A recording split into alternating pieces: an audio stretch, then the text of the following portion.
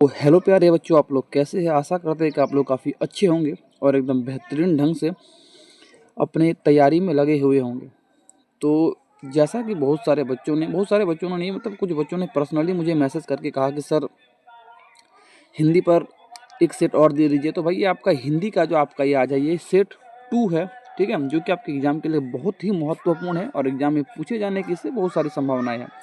आपको यहाँ पर दिख रहा होगा कि आज ये जो ये आपका ये हिंदी पेपर का आपका सेट 2 है, जो कि एग्जाम में पूछे जाने की यहाँ से क्वेश्चन की बहुत संभावनाएं बनती है, ठीक है। और भाई ये आज एक खास बात इस पेपर में ये भी है कि भाई आज जो है आपको जैसा कि पोस्टर में ही दिख गया होगा कि आज जो हम बात करेंगे भाई ऑब्जेक्टिव और सब्जेक्टिव दोनों पर बात करेंगे, ठीक है। तो पहले तो हम बात करेंगे रोज की तरह ही महत्वपूर्ण 100 ऑब्जेक्टिव प्रश्न पर, फिर उसके बाद हम बात करेंगे यहाँ पर 10 महत्वपूर्ण लघु उत्तरीय प्रश्नों पर हम बात करेंगे भाई, ठीक है, जो कि बिहार बोर्ड में बहुत बार पूछे गए हैं। बहुत ही महत्वपूर्ण आपके वो प्रश्न रहने वाले हैं। तो भाई अंत तक बने रहिए, ठीक है। और सबसे पहले तो भाई वीडियो को लाइक कर दीजिए, ठीक है। चैनल पर पहली बार आए होंगे तो भाई चैनल को भी जरूर से सब्सक्राइब कर लीजिएगा, ठीक है भाई। तो ज़्यादा समय को इसमें नहीं लेंगे, ठीक है भाई। तो जल्दी जल्दी हम इन 100 प्रश्नों को हम देखेंगे। उसके बाद बाकी के जो आपके 10 महत्वपूर्ण सब्जेक्टिव प्रश्न है उसको भी हम यहाँ पर जल्दी जल्दी करेंगे। उसको भाई तो उसको तो समझाना होगा, तो उसको हम समझा देंगे आराम से।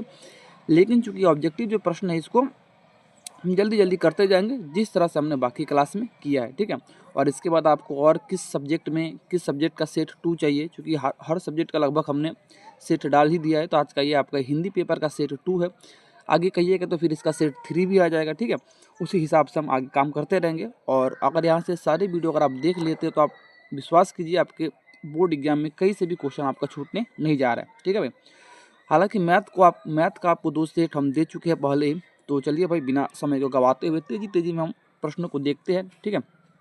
चलिए तो शुरू करते हैं। यहाँ पर आपको दिख भी रहा होगा विषय हिंदी आपका है, सेट 2 है, ठीक है। चलिए भाई तो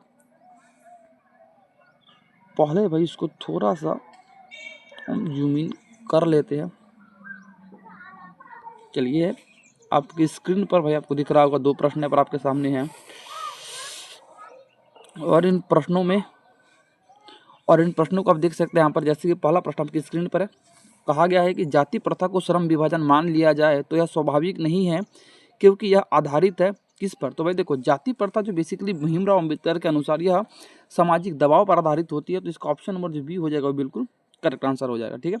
चलिए भाई अगला क्वेश्चन को आप देखिएगा आपकी स्क्रीन पर है कि विश्व के दास शीर्षक कहानी के कहानीकार कौन है। तो ये भी काफी एक आसान सा क्वेश्चन है। इसके बारे में आपको पिछले क्लास में भी हम बताए थे। ये क्वेश्चन बहुत बार पूछा गया है चूंकि। तो विश्व के साथ कहानी के जो लेखक आपके हो जाएगा नलिन विलोचन शर्मा, यानी ऑप्शन नंबर डी इसका हो जाएगा बिल्कुल करेक्ट आंसर। तो भाई तेजी में हम बात करेंगे और सारे ऑप्शन को पढ़ने का भाई कोई यहाँ पर दुख नहीं बनता है। तो हम चाहेंगे कि भाई सारे ऑप्शन को पढ़ने के बजाय जो करेक्ट आंसर आपका होगा उसी पर भाई बात किया जाएगा, ठीक है। तो यहाँ पर आपका अगला स्क्रीन पर आपके क्वेश्चन नंबर 3 है, इसको ध्यान से देखिएगा। आसान से क्वेश्चन है। कहा गया है किसके अध्ययन क्षेत्र में भारत के कारण नवजीवन का संचार हो चुका है।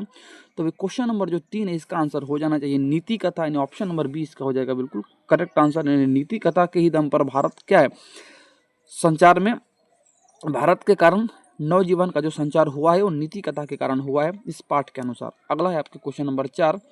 ये क्वेश्चन बहुत इंपॉर्टेंट है, बहुत VVI क्वेश्चन है। हालांकि इसमें भाई जितने भी क्वेश्चन आपको हम देते हैं सारे ही क्वेश्चन बहुत ही महत्वपूर्ण है, बहुत बार पूछे जा चुके हैं, ठीक है। याद नहीं है तो भाई याद करते चलिए, ठीक है। क्वेश्चन नंबर 4 में कहा गया नाखून क्यों बढ़ते हैं, ये अनुशासनहीनता का प्रतीक है या पार्श्विक वृत्ति का। तो हालांकि भाई देखो इसमें तो ऑप्शन में ही क्वेश्चन में ही आपको बता दिया गया है, लेकिन इसका जो आंसर हो जाएगा बिल्कुल ये देखो नाखून बढ़ाने, ये नलिन विलोचन शर्मा मतलब इसके जो लेखक है, लेखक का मानना है कि भाई नाखून हमें नहीं बढ़ाना चाहिए, नाखून को समय समय पर हमें काटते रहना चाहिए, ठीक है। नहीं तो ये जो है जानवर की निशानी का प्रतीक माना जाता है, ठीक है। तो नाखून को हमें बढ़ने नहीं देना चाहिए। अगला है क्वेश्चन नंबर भाई यहाँ पर 5, 6 और यहाँ पर आपके ऑप्शन में आपके सामने स्क्रीन पर दिख रहा होगा 7। इन क्वेश्चनों को हम देखते हैं। क्वेश्चन नंबर 5 में कहा गया है कि नागरी लिपि के आरंभिक लेख हमें कहाँ से मिलते हैं। तो भाई याद रखना है आपको कि नागरी लिपि का आरंभिक लेख हमें मिलता है दक्षिण भारत से। ऑप्शन नंबर इसका हो जाएगा सी, बिल्कुल करेक्ट आंसर हो जाएगा। आगे यहाँ पर हम देखेंगे क्वेश्चन नंबर आपके 7, बहादुर लेखक के घर से अचानक क्यों चला गया। तो भाई बहादुर लेखक के घर से अचानक क्यों चला गया, तो भाई आप एक बात याद रखिएगा, अधिकतर बच्चे इसमें गलती करते हैं कि चूँकि आपको पता है कि इस पार्ट में बहादुर के ऊपर चोरी का आरोप लगा था, लेकिन वो चोरी का आरोप के कारण नहीं जाता है, बल्कि स्वयं के ऊपर से मतलब कि जो लेखक के घर की जो स्थिति थी, उस घर की स्थिति में बहादुर के प्रति जितने भी लोग थे, सारे लोगों का व्यवहार परिवर्तन हो चुका था, जिस कारण बेचारा बहादुर उस घर से चला जाता है। तो ऑप्शन नंबर इसका जो हो जाएगा सी, वो बिल्कुल करेक्ट आंसर हो जाएगा। अगला क्वेश्चन नंबर 7, रामविलास शर्मा को किस संस्थान का निदेशक बनाया गया था? तो भाई क्वेश्चन नंबर जो 7 इसका हो जाएगा ए, KM हिंदी संस्थान का इनको बेसिकली निदेशक बनाया गया था। तो ऑप्शन नंबर इसका जो ए हो जाएगा बिल्कुल करेक्ट आंसर हो जाएगा। चलो भाई फटाफट हम तेजी से आपका आगे के क्वेश्चन को भी देखते हैं, ठीक है। क्वेश्चन नंबर यहाँ पर 8 में आपको क्या कहा गया है? भाई वीडियो क्वालिटी के बारे में थोड़ा सा आप कमेंट कीजिए कि भाई वीडियो क्वालिटी कैसी है, ठीक है। चलिए, क्योंकि भाई आप बताइएगा तो ही हम जान पाएंगे कि भाई कैसा क्वालिटी है, क्या है। कुछ सुधारने की ज़रूरत हो भाई ज़रूर सुधार किया जाएगा। अब इसमें एक चीज़ पे मैं अपनी मानता हूँ कि कोई अभी सुधारने की ज़रूरत है, वो है कि इसमें लिखने में थोड़ी दिक्कतें आती है, लेकिन उसको भी जल्द से जल्द सुधार किया जाएगा, ठीक है। चलो, क्वेश्चन नंबर 8 में कहा गया बिरजू महाराज का जन्म किस अस्पताल में हुआ था? तो बिरजू महाराज का जो जन्म है वो बेसिकली आपका जफरीन अस्पताल में हुआ था। ऑप्शन नंबर 20 का हो जाएगा बिल्कुल करेक्ट आंसर, ठीक है। आगे बढ़ते हैं क्वेश्चन नंबर 9 में, पीटर बुक्र की कौन सी विवादास्पद रचना का प्रस्तुत अवनियों में किया गया था? ये भी सारे क्वेश्चन इंपॉर्टेंट क्वेश्चन है। क्वेश्चन नंबर 9 जो है इसका हो जाएगा आंसर नंबर बी, महाभारत, ठीक है। अच्छा, अगला क्वेश्चन यहाँ पर हम देखते हैं क्वेश्चन नंबर 10 और क्वेश्चन नंबर 11 को यहाँ पर आप ध्यान से देखिएगा, आपकी स्क्रीन पर है। क्वेश्चन नंबर 10 में कहा गया मछली छीनने की कोशिश कौन कर रहा था? आपके सामने जो ऑप्शन है उसके हिसाब से इसका ऑप्शन नंबर जो ए है भग्गू, इसके द्वारा बेसिकली किया जा रहा था, ठीक है। अगला क्वेश्चन आपके सामने 11 है, बिस्मिल्लाह खां के परदादा का नाम क्या था? तो भाई बिस्मिल्लाह खां के परदादा का नाम आपका क्या था? उस्ताद सलाम हुसैन। तो 11 का ए हो जाना चाहिए बिल्कुल करेक्ट आंसर। आगे क्वेश्चन नंबर भाई 12 और 13 को ध्यान से आपको देखना है, क्या कहा गया है। क्वेश्चन नंबर 12 में आपको कहा गया है कि शिक्षा और संस्कृति पाठ में किसके विचार को पेश किया गया है? तो भाई देखिए, शिक्षा और संस्कृति जो पाठ है इसमें चूंकि ये महात्मा गांधी के द्वारा ही लिखा गया, तो इनमें महात्मा गांधी का ही विचार इनमें शामिल किया गया है। तो ऑप्शन नंबर 20 का हो जाएगा बिल्कुल करेक्ट आंसर।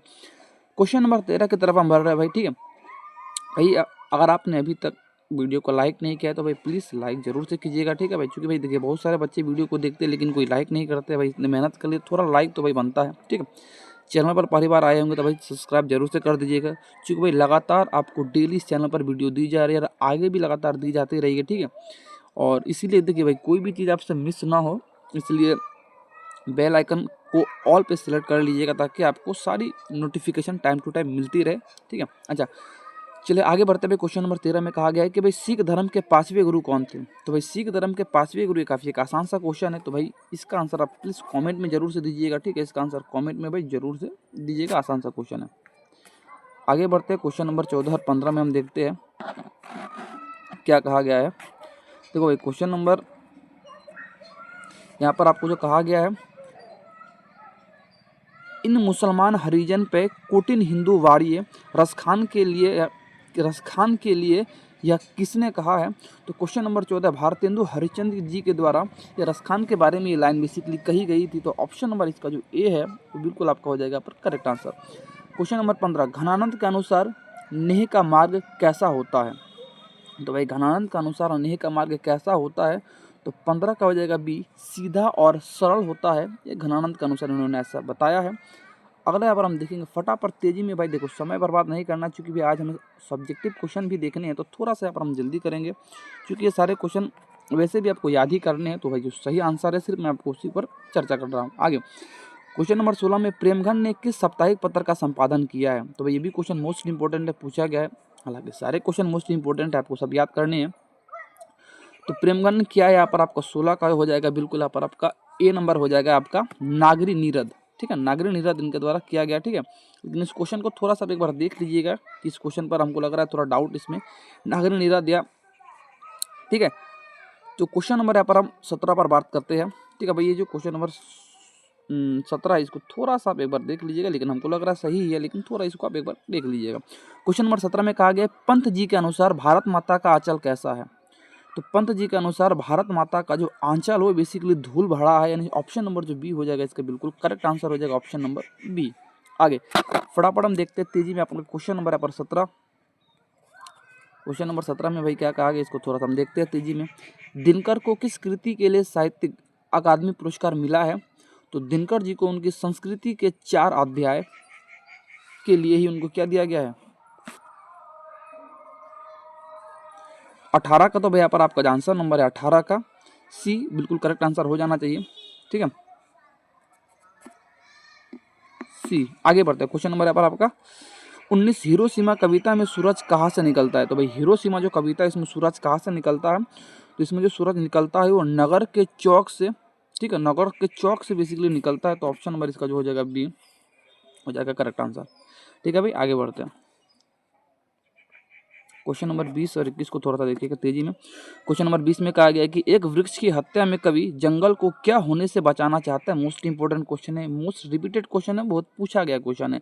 तो 20 का ए, वो जंगल को मरुस्थल होने से बचाने की बात करते हैं बेसिकली इसमें लेकर। तो ऑप्शन नंबर इसका ए हो जाएगा। क्वेश्चन नंबर 21 में कहा गया है हमारी नींद कविता में किसने बीज की फूली हुई छत को भीतर से धकेलना शुरू किया? तो ऑप्शन नंबर जो क्वेश्चन नंबर जो 21 है इसका हो जाएगा ए, अंगूर। ठीक है, आगे देखते हैं क्वेश्चन नंबर यहाँ पर हम देखते हैं। क्वेश्चन नंबर भाई आपके सामने 22 है और क्वेश्चन नंबर यहाँ पर आपके सामने क्या है? 23 है। तो भाई क्वेश्चन नंबर जो 22 है अक्षर ज्ञान कविता में घ को क्या कहा गया है? तो भाई इसका जो आंसर है इसका आंसर आप जरूर से कमेंट में भाई जरूर से दीजिएगा। ठीक है, हमको लग रहा है शायद इस क्वेश्चन को शायद आप इससे पहले मैंने कराया था अगले वीडियो में। तो भाई इसका आंसर आप कमेंट में अवश्य दीजिएगा, आसान सा क्वेश्चन है। ठीक है भाई, इसका आंसर प्लीज़ आप कमेंट में जरूर से दीजिएगा। अच्छा, आगे देखते हैं क्वेश्चन नंबर आपके सामने 23 में क्या कहा गया? जीवानंद दास की किस कविता को प्रबुद्ध आलोचकों द्वारा श्रेष्ठ प्रेम कविता कहा गया है? तो क्वेश्चन नंबर जो 23 है भाई इसका आंसर हो जाएगा बी, यानी वनलता सेन। वनलता सेन को श्रेष्ठ प्रेम कविता माना गया है, इनकी जो रचना है। तो वनलता सेन इसका हो जाएगा करेक्ट आंसर। आगे बढ़ते हैं भाई थोड़ा सा तेजी में। अगला क्वेश्चन आपके सामने क्वेश्चन नंबर 24 और 25। तो भाई इसके ऊपर भी हम बात करते हैं। क्वेश्चन नंबर 24 में कहा गया मेरे बिना तुम प्रभु में प्रभु का चरण पादुका कौन है? तो प्रभु का चरण पादुका कौन है? तो भक्त, बेसिकली भक्त को ही, ठीक है, बेसिकली भक्त को ही प्रभु का चरण पादुका माना गया है। ठीक है, अच्छा क्वेश्चन नंबर 25 में क्या आएगा? मंगमा का गांव कहाँ था? तो भाई मंगमा का जो गांव था वो वेंकटपुर में रहने वाली थी, बेंगलुरु की। ठीक है, ये आपको पता होना चाहिए, आपको ऑलरेडी पता चुके थे पिछले क्लास में। क्वेश्चन नंबर आपका यहाँ पर आपके सामने 26 और 27, इसको भाई देखते हैं थोड़ा तेजी में। क्वेश्चन नंबर 26 में कहा गया कि ढाते विश्वास कहानी का अनुवाद किसने किया? देखो भाई, अनुवाद किसने किया और लेखक कौन है, दोनों में अंतर होता है। तो क्वेश्चन नंबर जो 26 है इसका आंसर हो जाएगा ए, राजेंद्र प्रसाद मिश्र के द्वारा बेसिकली इनका अनुवाद किया गया था। अगला क्वेश्चन नंबर 27 में माँ कहानी का मुख्य पात्र कौन है? तो भाई माँ कहानी का जो मुख्य पात्र है, तो क्वेश्चन नंबर 27 के यहाँ पर आपका हो जाएगा, देखो क्वेश्चन नंबर या जो माँ कहानी है, ठीक है, माँ कहानी में जो प्रमुख पात्र है इसमें वो आपका हो जाएगा मंगू। 27 के यहाँ पर जो आपका हो जाएगा सी। ठीक है, आपको याद कर लेना सारे क्वेश्चन, मोस्ट इंपोर्टेंट क्वेश्चन है। क्वेश्चन नंबर यहाँ पर हम देखते हैं भाई। क्वेश्चन नंबर यहाँ पर आपके सामने 28 है, नगर कहानी के लेखक कौन है? तो भाई नगर कहानी के लेखक के बारे में आपको हम बताए थे, आसान सा क्वेश्चन है, इसको भी आंसर आपको कमेंट में देना है। अगला क्वेश्चन नंबर 29 में आपको बताना है धरती कब तक घूमेगी कैसी कहानी है? क्वेश्चन नंबर जो 29 है, धरती कब तक घूमेगी ये कैसी कहानी है? तो भाई बेसिकली ये सामाजिक कहानी है और समाज में हो रही एक माँ के साथ जो दुर्दशा का वर्णन मिलता है इसी कहानी में मिलता है। ठीक है, इसको आप पढ़ेंगे तो आपको पता होगा और नहीं भी पढ़ेंगे तो भाई आप कहिएगा तो सारे सब्जेक्ट का जो है वो सारांश मैं आपको करा दूंगा। आपको कमेंट बॉक्स में बस बताना है। अगर आप कमेंट बॉक्स में बताते हैं तो भाई जितने भी चैप्टर आपके हिंदी अध्याय में है सारे चैप्टर का आपको बेसिकली सारांश हम करवा देंगे। उससे आपको ये बेनिफिट होगा कि सारे पार्ट का कम से कम एक छोटा सा रूप आपके दिमाग में होगा, जिससे आने वाले एग्जाम जो आपका है उसमें आपका कोई भी सब्जेक्टिव क्वेश्चन नहीं छूटेगा और उससे बनने वाला ऑब्जेक्टिव एक भी नहीं छूटेगा। ठीक है, इसलिए सारांश को दिमाग में रखना एक बहुत ही महत्वपूर्ण होता है और जो टॉपर बच्चा होता है जिसके सबसे अधिक नंबर आए होते हैं उसकी भी बहुत सारे इसमें एक बहुत बड़ा बेनिफिट होता है। तो भाई जैसे इस बार भी आप देखिए कि भाई इस बार तो इसमें आपको हालांकि हम नहीं बताए थे, लेकिन भाई एक बच्चा ऐसा भी है भाई जो पढ़ा गया हमारे द्वारा ही 465 अंक उस बच्चे का है, 465 अंक। ठीक है, उस बच्चे की तैयारी में भी मैंने भाई बहुत सारी भूमिका निभाई थी, उस बच्चे को सारी चीज़ें मैंने बताई थी, ठीक है। तो भाई आप कमेंट कीजिए बस, आपका भी रिजल्ट बहुत बेहतरीन होने वाला है, ठीक है। लेकिन देखो हिंदी में अच्छे अंक लाने के लिए भाई बहुत महत्वपूर्ण होता है कि सारे पाठ के सारांश को दिमाग में कैप्चर करके रखना, ठीक है, क्योंकि उसी से आपके सारे क्वेश्चन आगे बनेंगे। और ये बात आपको तब बुझाएगा जब भाई आपको सारांश याद नहीं रहेंगे और एग्जाम हॉल में आपको पछतावा होगा। तो भाई आप जरूर से कमेंट कीजिएगा, कम से कम भाई अगर 5 या 10 बच्चे कमेंट करते हैं तो भाई मैं ज़रूर से ज़रूर इस बात पर मैं वीडियो ज़रूर से बना दूंगा, ठीक है भाई। चलिए बहुत सारी बातें हो गई, थोड़ा सा हम देखते हैं क्वेश्चन नंबर यहाँ पर 30 पर, ठीक है। क्वेश्चन नंबर 30 में कहा गया पपाती को कौन सा रोग था। ये मोस्ट इंपोर्टेंट क्वेश्चन है, मोस्ट रिपीटेड क्वेश्चन है भाई, इसको याद ना हो तो अभी से अभी याद कर लो, ठीक है। देखो पपाती को बेसिकली जो रोग था वो मेनिंजाइटिस रोग से पीड़ित थी, इसको आपको याद रखना। तो मेनिंजाइटिस इसका हो जाएगा आंसर बिल्कुल ऑप्शन नंबर बी। ग्रामर का अगला आपका क्वेश्चन 31 नंबर में, इसका आंसर आपको कमेंट बॉक्स में बताने का आसान सा क्वेश्चन है कि हिंदी में स्वर की संख्या कितनी है, ठीक है। इसका जवाब आपको कमेंट बॉक्स में जरूर से देना है भाई, आसान सा क्वेश्चन है।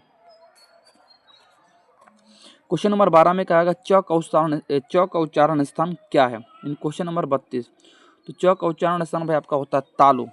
देखो च वर्ग में आने वाले जितने भी है च छ ज झ य, ये सारे आपके आ जाएंगे तालु के अंतर्गत। क्वेश्चन नंबर 33 में भाई कहा गया है कि सेना शब्द कौन सी संज्ञा है। सेना, सेना कौन सी संज्ञा है। तो भाई सेना जो रहती है एक समूह में रहती है, तो सेना तो एक हथो नहीं भाई, सेना एक नहीं ना होता है, सेना एक समूह में रहती है, ठीक है, इसलिए हो जाएगा समूहवाचक। अब ग्रामर पढ़ेंगे तो भाई आपको पता होगा। आगे बढ़ते हैं। क्वेश्चन नंबर 34 में कहा गया है कि मित्र का भाववाचक संज्ञा क्या होगा। तो 34 का हो जाएगा मित्रता, यानी ऑप्शन नंबर 20 का हो जाएगा बिल्कुल करेक्ट आंसर। क्वेश्चन नंबर 35 में कहा गया है भाई जो शब्द संज्ञा के स्थान पर आए उसे क्या कहते हैं। भाई बहुत ही आसान सा क्वेश्चन है, वो छोटा मोटा एक क्वेश्चन है भाई, इसका भी आंसर आप कमेंट में जरूर दीजिएगा। कमेंट में लिखने से भाई आपको फायदा ये होगा कि आपका भी रिवीजन होता रहेगा और आपकी स्थिति क्या है कैसी है उसके बारे में भी मुझे पता चलता है आपके कमेंट से। तो भाई कमेंट जरूर से जरूर किया कीजिए। क्वेश्चन नंबर 36 में कहा गया कि दरवाजे पर कोई खड़ा है, यह कोई कौन सा सर्वनाम है। देखो भाई कोई खड़ा है, तो कोई का मतलब होता है अनिश्चित, यानी वो आदमी कौन है कैसा है उसके बारे में तो हमें कोई पता नहीं कि भाई कौन सा निश्चित व्यक्ति है। कोई खड़ा है, कोई का मतलब भाई यहाँ पर ये बताने का इसका मतलब है कि ये एक अनिश्चित बात है, ये एक अनिश्चित व्यक्ति हो सकता है जिसके बारे में हमको और आपको किसी को पता नहीं है।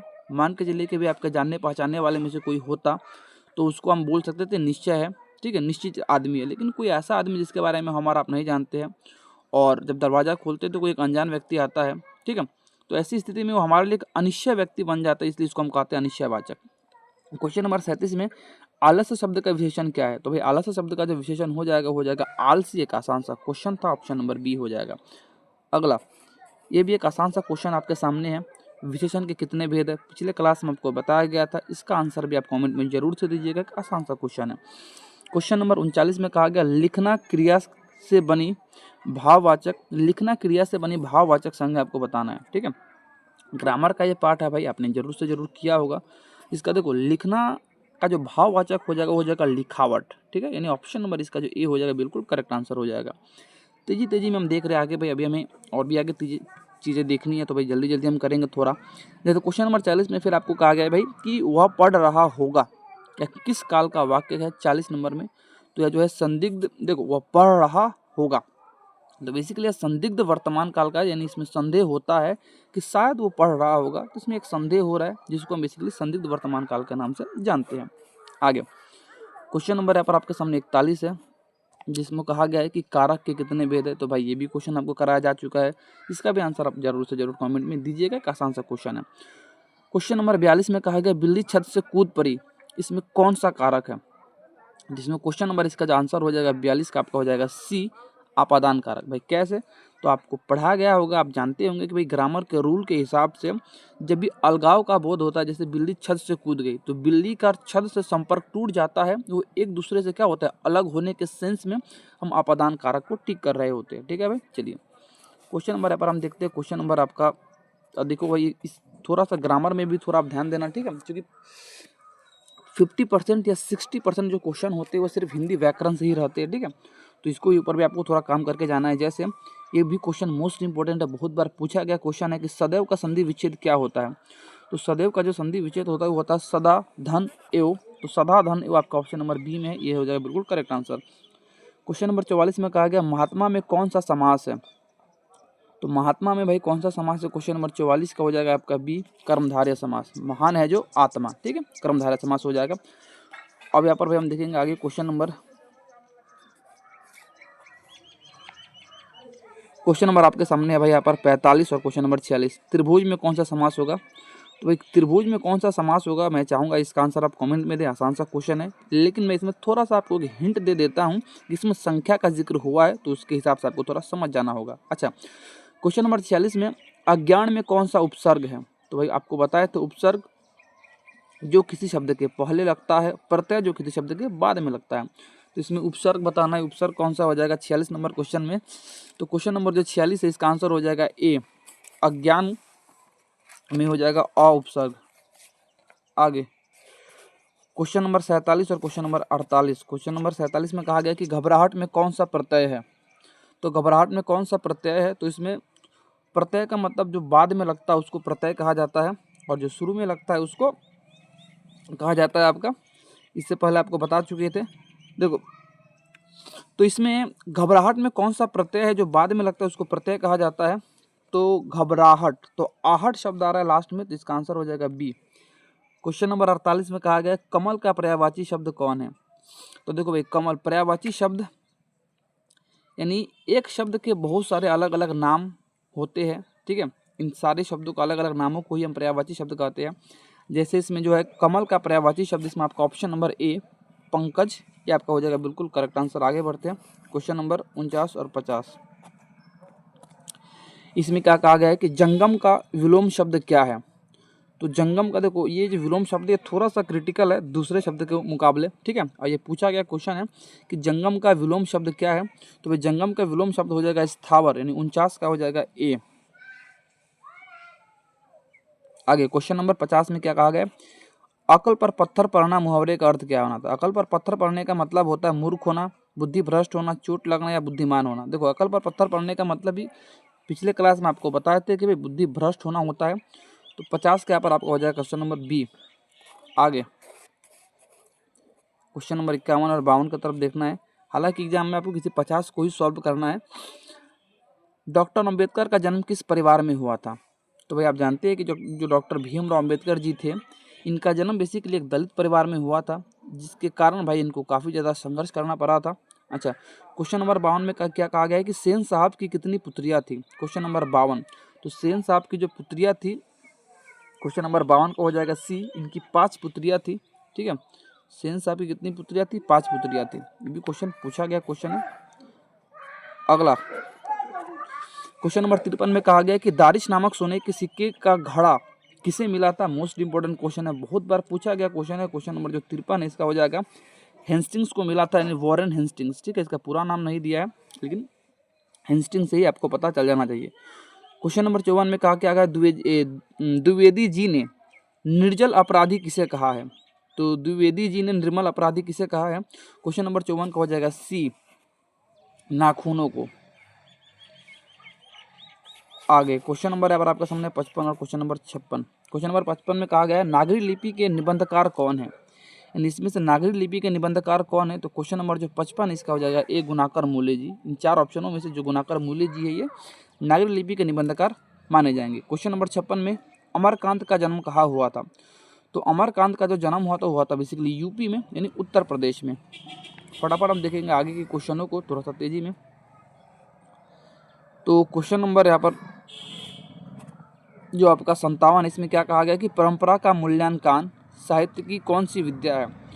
तो आपको बताना है कि परंपरा का जो मूल्यांकन, ये कहानी है, जीवनी है, निबंध है या स्मरण है। तो क्वेश्चन नंबर जो 57 इसका आंसर हो जाएगा बी, बेसिकली आपका एक निबंध है। क्वेश्चन नंबर 58, बिरजू महाराज खुद को किसका शागिर्द मानते थे। तो भाई जो बिरजू महाराज जो थे, ये अपने आप को किसका शागिर्द मानते थे। ये अपने बाबूजी का अपने आप को क्या मानते थे, शागिर्द मानते थे, अपने पिताजी का, ठीक है।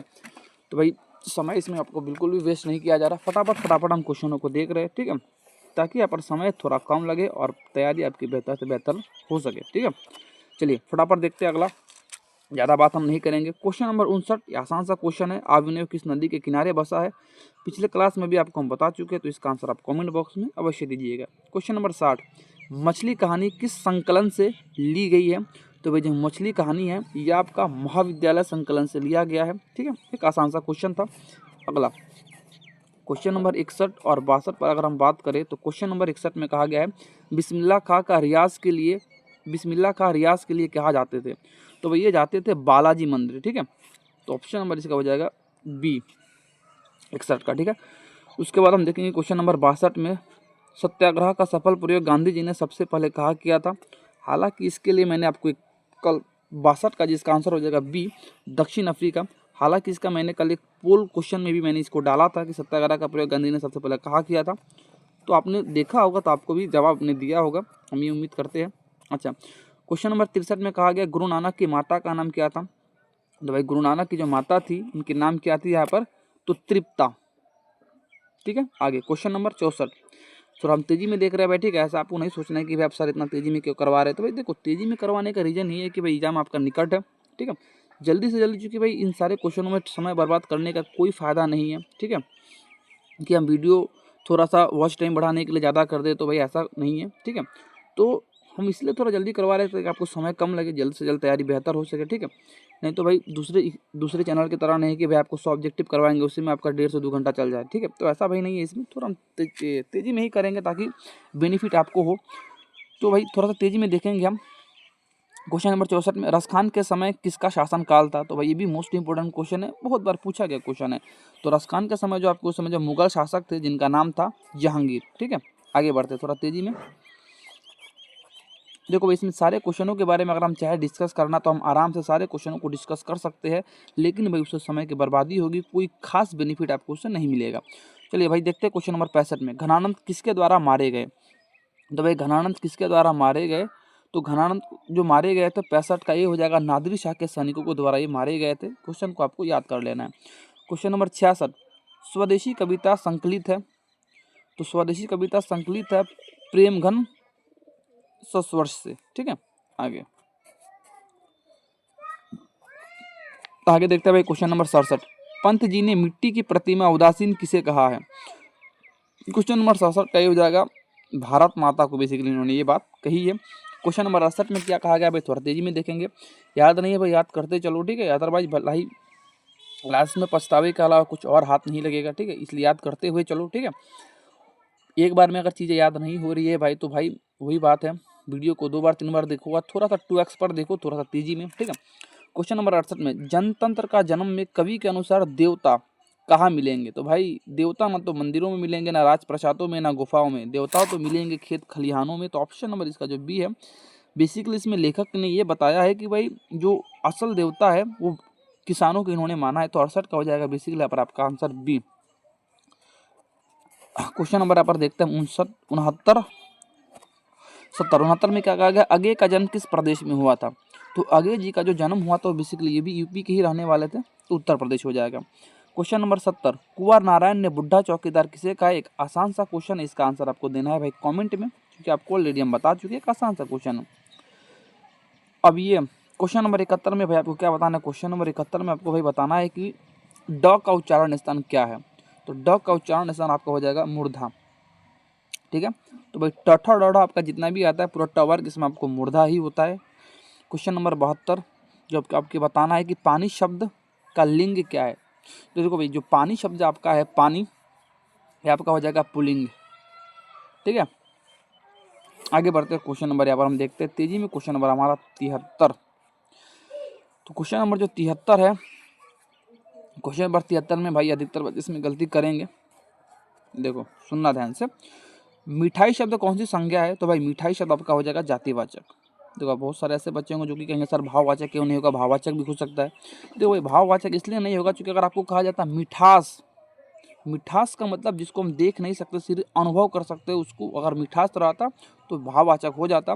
लेकिन मिठाई का मतलब यहाँ पर हो सकता है कि भाई वो सादा वाला रसगुल्ला जिसको आप कहते हैं लाल मोहन मिठाई, बात बुझा रहा है, ये अलग अलग मिठाई की जो वेराइटीज़ होती है वो इसके बारे में बात कर रहा है। ठीक है, तो इसलिए इसका हो जाएगा जातिवाचक। अगर मिठास शब्द रहता तो हो जाता आपका भाववाचक।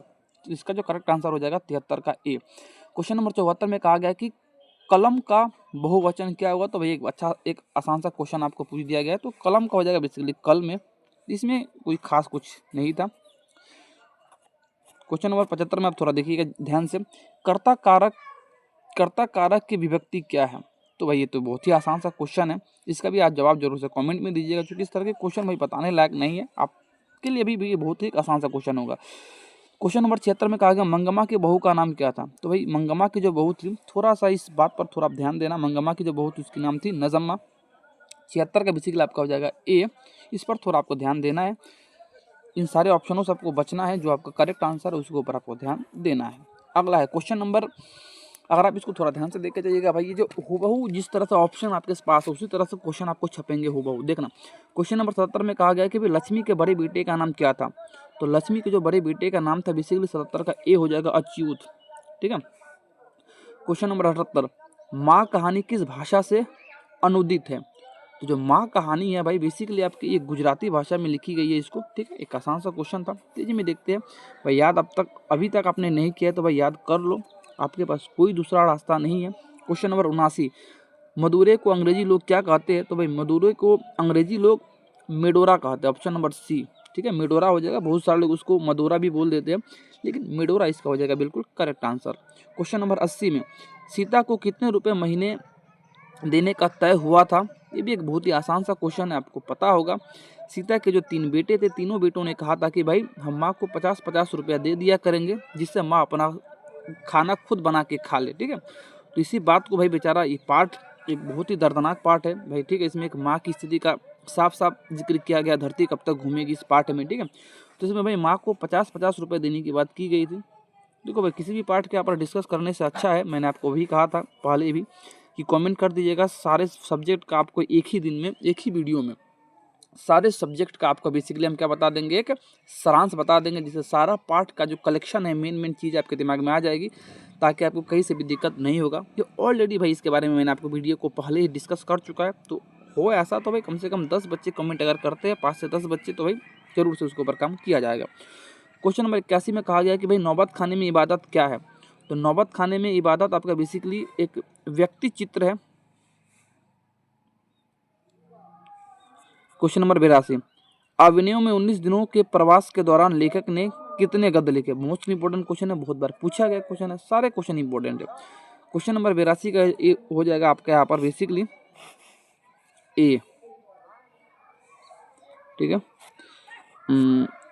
यहाँ पर आगे देखते हैं क्वेश्चन नंबर जो 79 यहाँ पर था, बिल्कुल ठीक था। अच्छा यहाँ पर देखेंगे भाई क्वेश्चन नंबर आपके 83, थोड़ा सा इसको बड़ा कर लेते ठीक रहेगा। चलो भाई अब देखते हैं क्वेश्चन नंबर 83, मेरे बिना तुम प्रभु किस कवि की रचना है। तो भाई एक बहुत ही आसान सा क्वेश्चन है, इसका आंसर हम कहेंगे कि भाई आप कमेंट में ही दीजिए तो अच्छा होगा, याद आपको होना चाहिए बेसिकली इसका आंसर। अगला है रहीरास किसकी रचना है। तो भाई अगर लेखक परिचय में आपने रचना याद किया होगा तो इसका आंसर आपको पता होगा। क्वेश्चन नंबर जो 84 है, बिल्कुल इसका आंसर हो जाएगा ये गुरु नानक की रचना है रहीरास, ठीक है। आगे बढ़ते हैं भाई, तेजी में थोड़ा सा देखते हैं।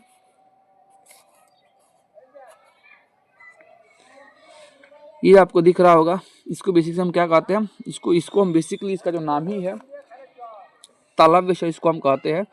तो 85 का आपका बेसिकली ऐसे ही हो जाएगा, इसका नाम में ही आ रहा है तालव्य यानी तालु, ठीक है। तो भाई इसका हो जाएगा एक आसान सा क्वेश्चन था, ए हो जाएगा। विद्यार्थी का संधि विच्छेद क्या हुआ भाई। तो विद्यार्थी का जो संधि विच्छेद होगा विद्याधन अर्थी, विद्यार्थी, ठीक है। आगे बढ़ते हैं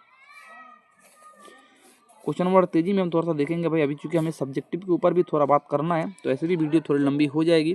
और आप जानते हैं कि भाई वीडियो आपको इसी चैनल पर सबसे छोटी से छोटी वीडियो रहती है बाकी चैनल के मुकाबले। क्वेश्चन नंबर भाई 87, नील कमल में कौन सा समास है। तो नील कमल में जो भाई समास है वो आपका हो जाएगा कर्मधारय समास, ऑप्शन नंबर सी इसका हो जाएगा बिल्कुल करेक्ट आंसर। अगला क्वेश्चन यहाँ पर आपके सामने 88 नंबर में स्वागत में कौन सा उपसर्ग है। उपसर्ग बता दिए जो पहले लगता है, तो स्वागत में कौन सा उपसर्ग होगा। क्वेश्चन नंबर जो 88 है इसका बी हो जाएगा, सु धन आगत स्वागत हो जाएगा, ठीक है। तो स्वा नहीं करना है भाई, सु हो जाएगा इसका आंसर 88 का बेसिकली हो जाएगा बी। आगे क्वेश्चन नंबर यहाँ पर हम देखेंगे, क्वेश्चन नंबर जो आपका 89 है, अपना हाथ जगन्नाथ मुहावरे का अर्थ क्या है। तो इसका अर्थ हो जाएगा खुद का काम सबसे अच्छा, ठीक है भाई। बहुत ऐसे लोग होते हैं जो अपने आपके काम को ही सबसे अच्छा बताते हैं, ठीक है। तो उसी का मतलब होता है। क्वेश्चन नंबर यहाँ पर आपके सामने है 90 नंबर क्वेश्चन आपके सामने, बहादुर कहाँ का रहने वाला था? तो भाई एक आसान सा क्वेश्चन है, आपको सबको पता होगा कि भाई बहादुर बेसिकली नेपाल का रहने वाला था, तो 90 का हो जाएगा बी। आगे अब क्वेश्चन नंबर 91, मछली के लिए मसाला कौन पीस रही थी? एक आसान सा क्वेश्चन है, लेखक की माँ, लेखक की बहन या लेखक की चाची या उसकी नौकरानी? इसका आंसर आपको कमेंट में भाई बताना है। देखते हैं अपनी तैयारी आपकी कितनी अच्छी है, ठीक है। क्वेश्चन नंबर भैया से हम देखेंगे 92 और क्वेश्चन नंबर 93 को एक बार हम देखते हैं। कहा गया है कि भाई शहनाई को संगीत शास्त्रों के अंतर्गत किन वाद्यों में गिना जाता है? तो क्वेश्चन नंबर जो 92 इसका आंसर हो जाएगा सुशीर वाद्य में इसको गिना जाता है, आपको याद कर लेना है, ठीक है, सुशीर वाद्य। आगे सिख धर्म के 10वें गुरु कौन थे? तो भाई जो सिख धर्म के जो 10वें गुरु थे और जो अंतिम गुरु थे वो कौन थे, आपको यही बताना है। तो इसका हो जाएगा गुरु गोविंद सिंह, तो इसका आंसर हो जाएगा ऑप्शन नंबर सी, ठीक है भाई। आगे बात कर, तो हम बात करते हैं क्वेश्चन नंबर 94 के ऊपर। भाई कैसा क्वेश्चन है? क्वेश्चन नंबर 94 आपका है, प्रेम की पीर का कवि किसे कहा जाता है? एक बहुत मोस्ट इंपॉर्टेंट है, रिपीटेड क्वेश्चन है, अभी भी यही क्वेश्चन है। क्वेश्चन नंबर 94 का हो जाएगा, घनानंद को बेसिकली प्रेम के पीर का कवि माना जाता है। क्वेश्चन नंबर 95, भारत माता कहाँ निवास करती है? तो भाई भारत माता निवास करती है कहाँ पर? तो भाई गाँव में। ऑप्शन नंबर हो जाएगा इसका सी, 95 का बिल्कुल सही आंसर हो जाएगा सी।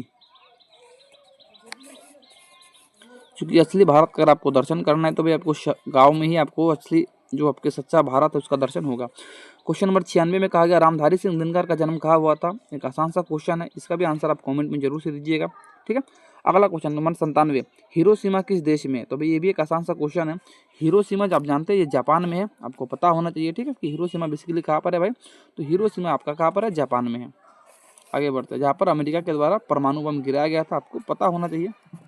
आगे बढ़ते हैं, मनुष्य का पर्यायवाची है, तो सॉरी मनुष्य नहीं, धनुष का पर्यायवाची क्या है? तो भाई देखो धनुष्य का पर्यायवाची क्या हो जाएगा? तो 98 का हो जाएगा ए। 98 का बेसिकली कोदंड दिया है, बाण दिया है, कर्ण दिया है, गदा दिया है। तो भाई इसका जो आंसर है, थोड़ा सा आपको मेहनत इसमें भी करना है और कमेंट बॉक्स में जरूर से इसका भी आंसर आपको देना है, ठीक है। और देखते हैं भाई आपकी तैयारी किस हद तक है, ठीक है। 4 ऑप्शन में से कौन सा सही ऑप्शन है, थोड़ा सा कमेंट बॉक्स में बताइएगा, ठीक है। इसका आंसर भी कमेंट बॉक्स में। बाकी वही हम देखते हैं क्वेश्चन नंबर यहाँ पर 99, अनुकूल का विलोम क्या होगा? तो भाई अनुकूल का उल्टा आपसे पूछा गया, तो अनुकूल का उल्टा होता है प्रतिकूल। ऑप्शन नंबर इसका हो जाएगा ए, बिल्कुल करेक्ट आंसर। आगे बढ़ते हैं, क्वेश्चन नंबर 100 आपका सामने, और ये ऑब्जेक्टिव क्वेश्चन का लास्ट क्वेश्चन है। अक्षर ज्ञान में किस बालक की बात की गई है? तो भाई छोटे बालक की बात की गई है, आपको पता होना चाहिए, ठीक है। तो इसी के साथ भाई इसको जो आपका जो ये है जो 100 ऑब्जेक्टिव क्वेश्चन का सेट 2 था ये होता है ख़त्म। और अब भी भाई हम यहाँ पर बात करेंगे बेसिकली आपके जो यहाँ पर, और यहाँ पर अभी बात होगा आपका भाई जो सब्जेक्टिव क्वेश्चन है, महत्वपूर्ण 10 सब्जेक्टिव क्वेश्चन जो कि बिहार बोर्ड में मोस्ट टाइम रिपीटेड क्वेश्चन है, बहुत इंपॉर्टेंट क्वेश्चन है भाई, ठीक है। इसको भी आपको याद कर लेना है, याद नहीं है तो। हालांकि इसके ऊपर अभी हम कर देते हैं यहाँ पर आपको डिस्कस, तो थोड़ा सा हमको आ जाना नीचे, यहाँ पर आपको मिल जाएंगे 10 क्वेश्चन। और भाई देखो किसको कितने शब्दों में लिखना है उसके बारे में भी पूरी यहाँ पर जानकारी बेसिकली बताई गई है।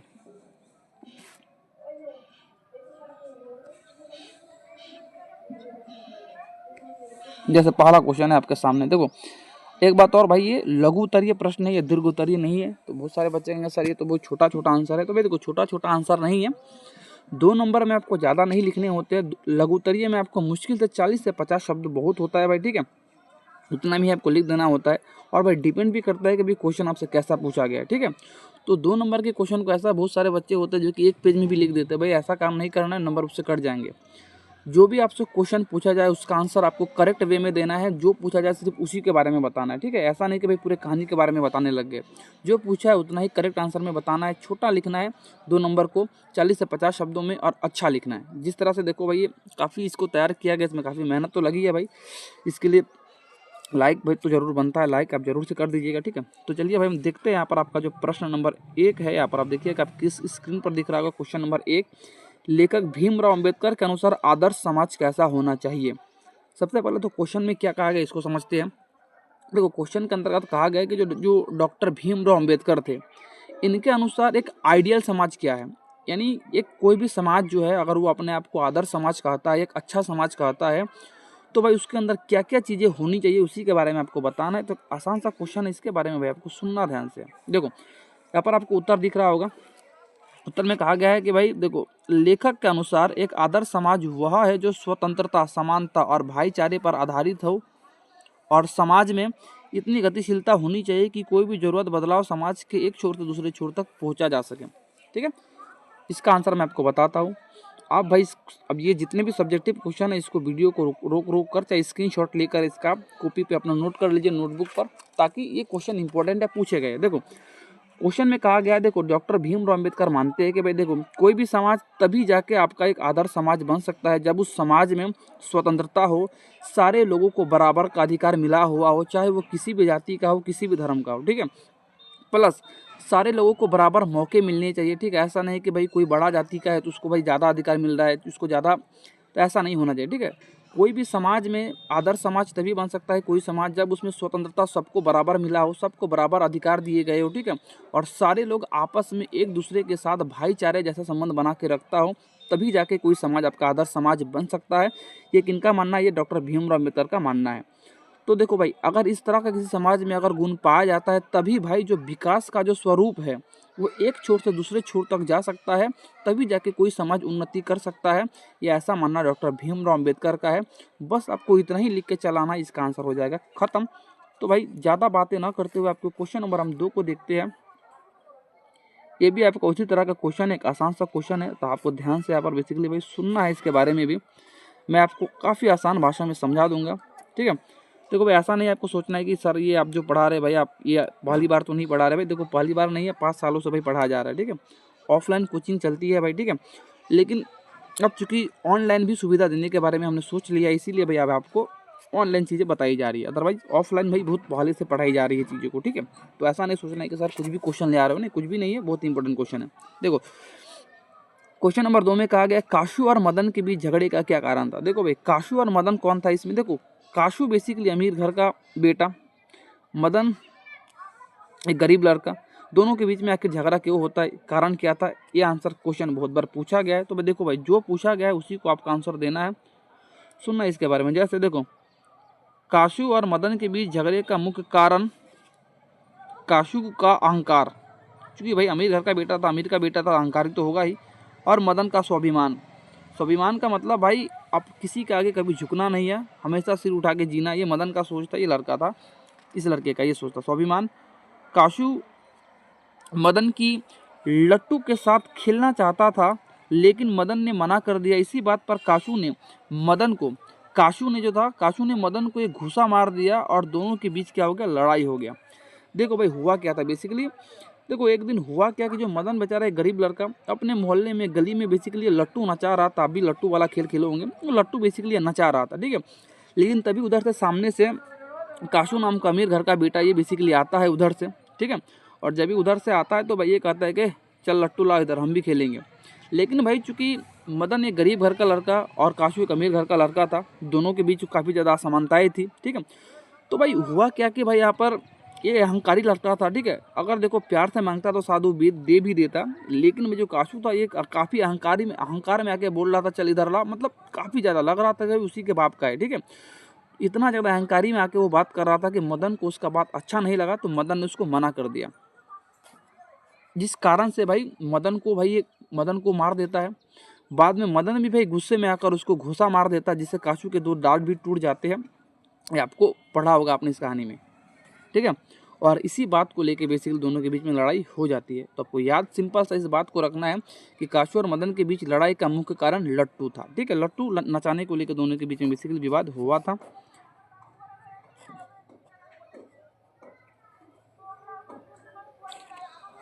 अगला क्वेश्चन है आपके सामने, क्वेश्चन नंबर आपके सामने 3, बढ़ते नाखून द्वारा प्रकृति मनुष्य को क्या याद दिलाती है? भाई मोस्ट इंपोर्टेंट क्वेश्चन है, सारे क्वेश्चन मोस्ट इंपोर्टेंट है, बहुत बार पूछे गए हैं। ठीक है, सुना ध्यान से। देखो भाई, नाखूनों का बढ़ना मनुष्य की आदिम पाशवी वृत्ति यानी जानवर जैसा स्वभाव का प्रतीक है। प्रकृति नाखूनों को बढ़ाकर, देखो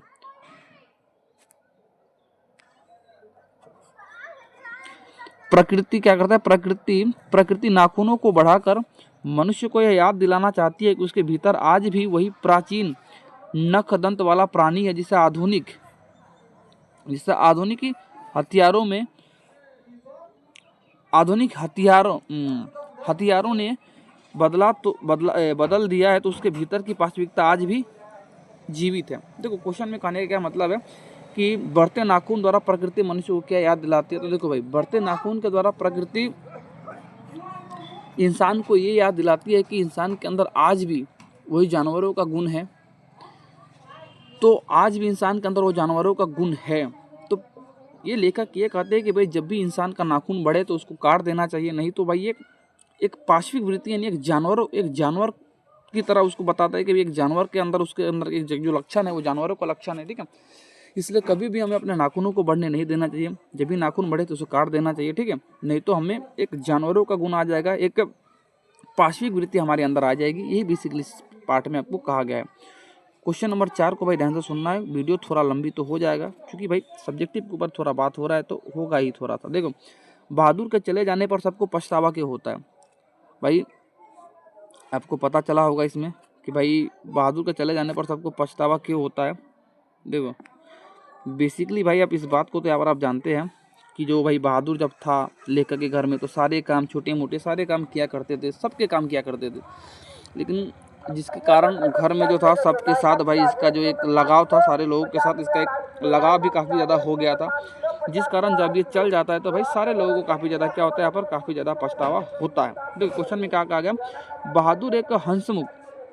बहादुर एक मिनट इसको थोड़ा सा काम। हाँ, बहादुर एक हंसमुख मेहनती और ईमानदार लड़का था। उसके चले जाने पर घर के लोगों की उसकी अहमियत समझ में आता है। उन्हें दुख होता है कि उन्होंने एक निर्दोष बच्चे पर चोरी का झूठा आरोप लगाया है और उसके साथ बुरा व्यवहार किया है। देखो जाहिर सा बात है, कहावत भी है बहुत सारे कि जब मैं चला जाऊंगा तब तुम्हें क्या होगा भाई, पछतावा होगा। यानी वही बात है कि जब कोई एक ऐसा इंसान इस दुनिया से नहीं मतलब हमें छोड़ के चल जाता है जिसकी अहमियत बहुत ज़्यादा होती है लेकिन हमें समझ नहीं आता। लेकिन जब वो इंसान चल जाता है ना तो भाई दुख बहुत होता है कि भाई इस इंसान को नहीं जाना चाहिए था। सेम उसी तरह से यहाँ पर होता है कि बहादुर जब इसके घर में थे तो सारे काम धाम छोटे बड़े काम सारे किया करते थे, बिना कोई बात किए आराम से किया करते थे। लेकिन उसके परिणाम भाई इसको क्या मिला, परिणाम उसका यही मिला कि भाई झूठा आरोप लगा के आखिर बेचारे को उस घर से निकाल दिया जाता है। और बाद में जब ये चल जाता है इसके लिए भाई वो कोई पैसा भी नहीं लेता, अपने पैसे कपड़े उपड़े सारे चीज़ छोड़ के बेचारा वो चल जाता है, ठीक है। जिस कारण इस घर के लोगों को काफ़ी ज़्यादा दुख होता है कि भाई बेचारा इतने दिनों तक काम किया, कम से कम कुछ पैसे या अपने जो कपड़े जो हमने खरीद दिए तो उसको भी लेके चल जाता तो शायद उतना दुख नहीं होता। लेकिन चूंकि इसकी दरिया दिली को देखते हुए बहादुर की इस घर वाले जितने भी लेखक के घर के लोग थे उनको काफ़ी ज़्यादा दुख होता है, ठीक है। तो इस बात को आपको याद कर लेना, आसान सा क्वेश्चन था, कॉपी पर हो सके तो इसको नोट कर देना है। क्वेश्चन नंबर 5,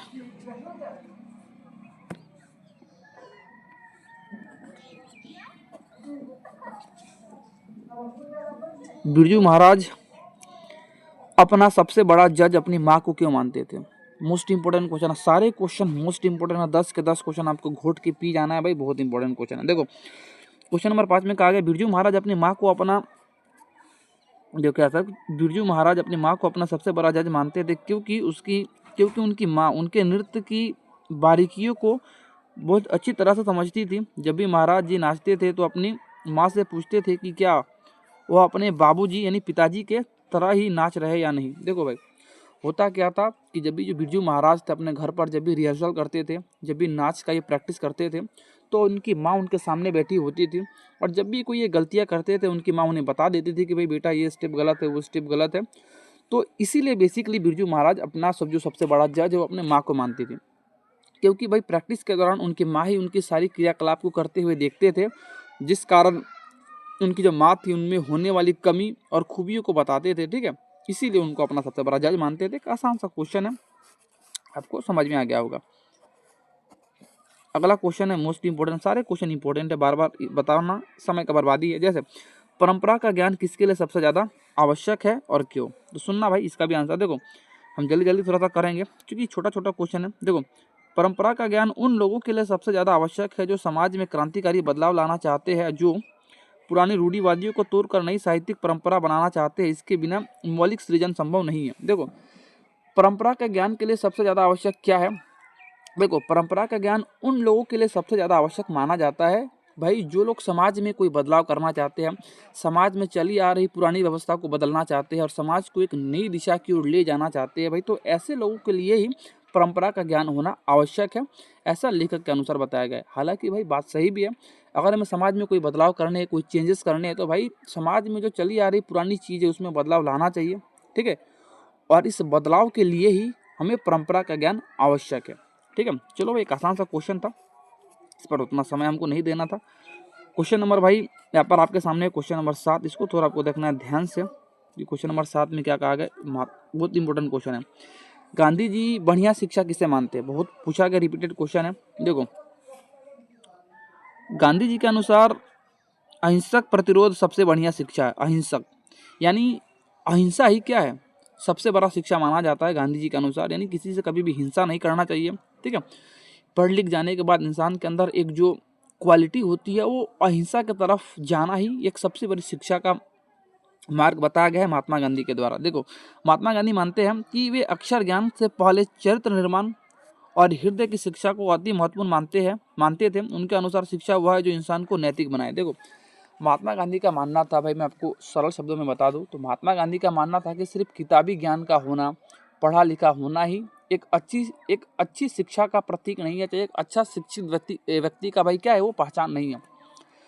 असली शिक्षा वो है जो इंसान को एक इंसान बनाए, उसके चरित्र का निर्माण करे, उसको चरित्रवान बनाए। बात बुझा रहा है भाई, तो समझना है महात्मा गांधी मानते थे पढ़ लिख लेना ही शिक्षित बनना नहीं है, बल्कि अपना जो कैरेक्टर है उसको सुधारना और अपने कैरेक्टर को सुधार के एक अच्छा इंसान बनना ही क्या कहलाता है, एक अच्छी शिक्षा कहलाती है, एक बढ़िया शिक्षा कहलाती है, महात्मा गांधी मानते हैं।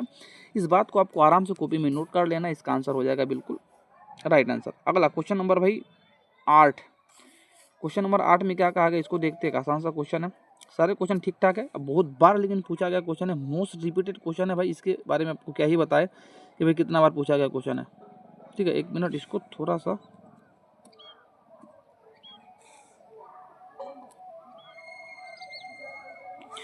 क्वेश्चन नंबर 8 में क्या कहा है कि भाई वाणी कब विष के समान हो जाती है, तो भाई सुनना। देखो गुरु नानक के अनुसार जब मनुष्य ईश्वर का नाम यानी राम नाम का जब छोड़कर व्यर्थ की बातें करता है तो उसकी वाणी विष के समान हो जाती है। राम नाम के बिना मनुष्य का जीवन और उसका बोलना दोनों व्यर्थ है। देखो सिंपल सा आंसर है, एक लाइन में याद हो जाए, खाली सुनना है। देखो वाणी विष के समान तब हो जाती है, देखो गुरु नानक के अनुसार जब इंसान ईश्वर का नाम जप करना छोड़ देता है, यानी राम नाम का जाप करना जब कोई इंसान छोड़ देता है तो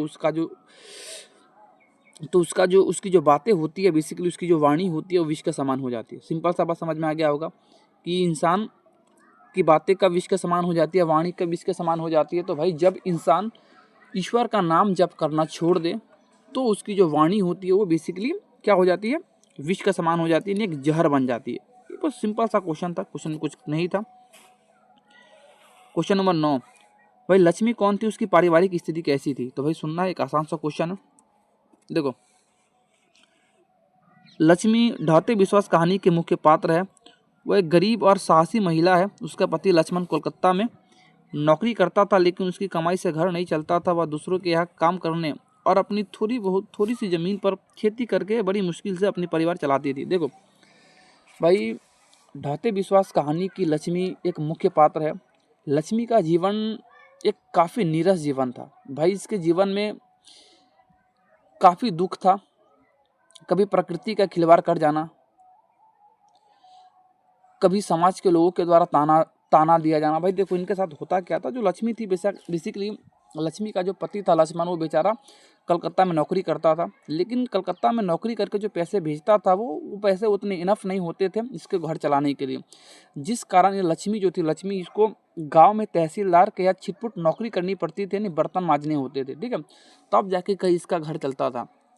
और बाद में फिर इसी लक्ष्मी के द्वारा, इनके पूर्वजों के द्वारा 1 बीघा ज़मीन छोड़ के गए थे इनके पूर्वज, जिस ज़मीन पर बेचारी ये खेती करती है। लेकिन फिर चूँकि ये उड़ीसा की रहने वाली थी और उड़ीसा में हर साल बाढ़ का आना, सूखे का पड़ना एक आम बात है, जिस कारण उसकी की गई खेती भी बर्बाद हो जाती थी। और इधर प्रकृति के मार से काफ़ी परेशान थी, गरीबी बहुत ज़्यादा थी, ठीक है, जिस कारण इस पाठ में आपको ये बताया गया है कि लक्ष्मी क्या है, एक काफ़ी ज़्यादा एक साहसी महिला है बेचारी है, ठीक है, इनके साथ काफ़ी ज़्यादा इसमें ख़राब चीज़ें इनके साथ घटती है बेचारी के साथ, ठीक है। तो इसको आपको थोड़ा देख लेना है, ठीक है। जो जितना यहाँ पर आपको लिखा गया है कॉपी पर नोट कर लेना है, ठीक है। ज़्यादा बातें यहाँ पर करेंगे वीडियो ज़्यादा लंबी हो जाएगी, क्योंकि इसमें ज़्यादा लिखना तो होता नहीं है, छोटा छोटा क्वेश्चन है, छोटा छोटा ही आपको इसका आंसर आपको देना होता है। क्वेश्चन नंबर लास्ट आपका 10 है।